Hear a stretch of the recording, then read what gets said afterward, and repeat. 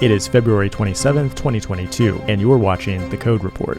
War. What is it good for? Absolutely nothing, unless you're a power-hungry psychopath running the world who profits from the military-industrial complex. If that's you, then war is f***ing awesome. But what does war mean for the future of the internet and software development? Nobody knows, but here are some possibilities, all of which are purely speculative. 1. This whole thing blows over in a couple of weeks, and we're back to normal, and the golden age of coding resumes. That's the best case. Now, the worst case is World War III breaks out, most men and women trade in their keyboards, putting their silly apps and NFT collections on hold, then courageously march into the meat grinder of war. That would obviously be bad because it's hard to learn Python when you're getting shelled in a trench. But another potential outcome that would be a lot more interesting for developers is a cyber war. Your friends over at the World Economic Forum have been preparing for a cyber war for a long time. There's an annual event called Cyber Polygon where all the big banks and tech corporations get together to simulate a global internet crisis. Frightening scenario of a comprehensive cyber attack which would bring to a complete halt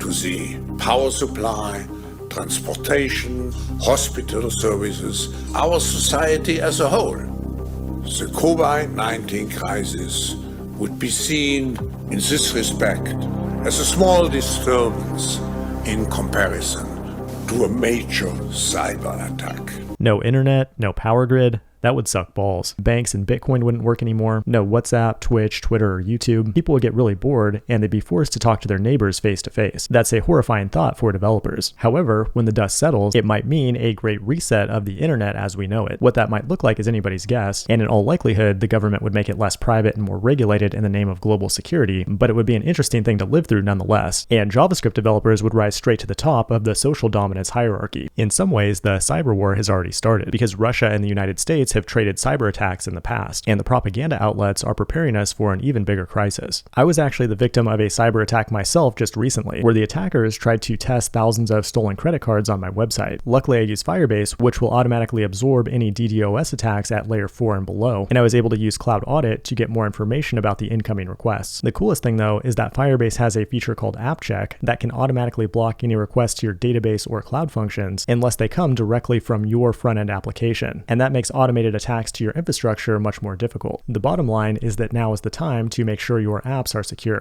Realistically though, the most likely outcome from this whole Ukraine crisis is all-out nuclear war, in which case we're all going to die a horrible, horrible death. So my recommendation is to continue to learn to code and get your app shipped before the internet is gone forever. This has been The Code Report. Thanks for watching and peace out.